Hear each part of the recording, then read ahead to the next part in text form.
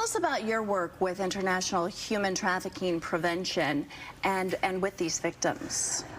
I am a board member for an Israeli nonprofit called ELEM. It works with kids on the street.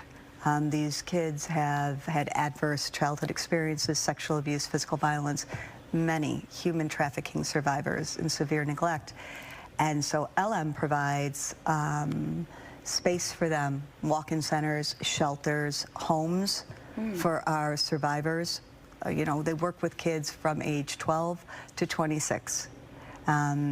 They have vans that go into these areas where these kids are living, because they're living on the street, to provide supplies and food and opportunities to get off the street. And they work with every culture. So they're working with Israeli Jews, they're working with Israeli Arabs, and working with Christians and Muslims and Druids and Bedouins and anybody within that age group that has been harmed. And they keep developing more programs for these survivors. And so it's just happening all over the globe. Here is where you do work with the victims. Once a victim comes to you for help, I can't imagine how long of a road it is towards recovery. It takes sometimes, it depends on the survivor. It can take years.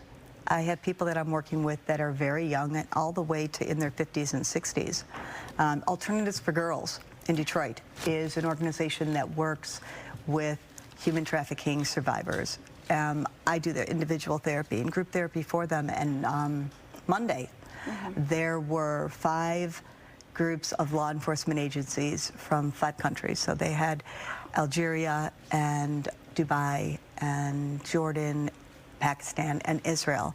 And they came in to learn what different agencies do for human trafficking survivors. So they're going all over the country. I think they're either in Washington or New York today, and spent time with the staff at Alternatives for Girls trying to figure out what it is they need to do in their own countries.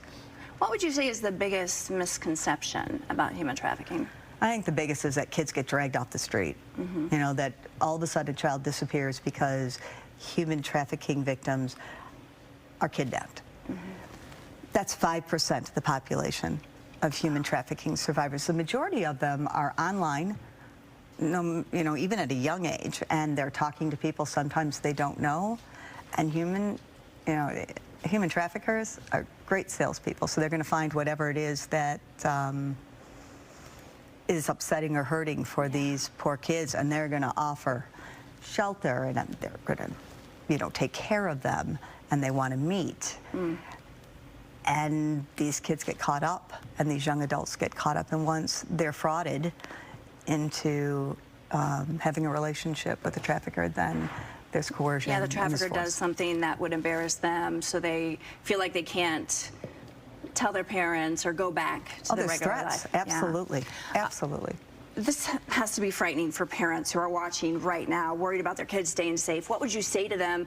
I mean, I'm a parent of a 14-year-old. We do our very best to watch social media, but boy, people are sneaky.